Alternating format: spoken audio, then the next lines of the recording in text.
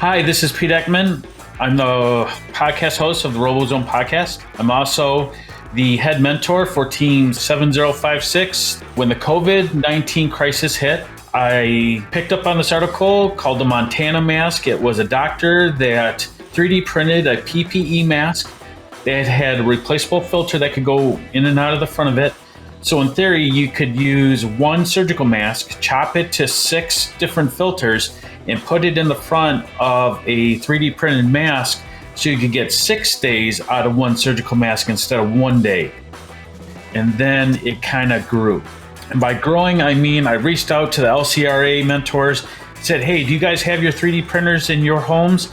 And as of right now, as of today, we've printed just under 2,000 masks and what I call ear savers, and those are those bands that go behind the head. So we have people with devices printing 24/7.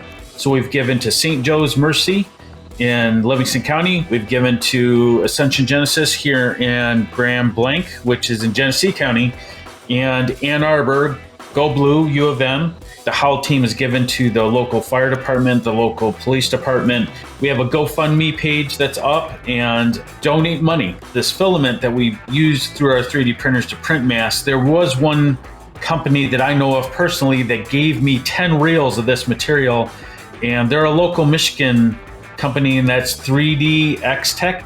We get probably around 15, maybe 30 masks out of a reel, so they have an impact. If you're watching this and you're not in our area, if you're not in Livingston County, find your local robotics team. There are over 600 robotics teams at the FRC level across Michigan. Our ultimate goal from the first level at Michigan, first in Michigan, is 1 million. We want to do 1 million. Go out there and find your local robotics team and say, hey, I want to help. How can I help?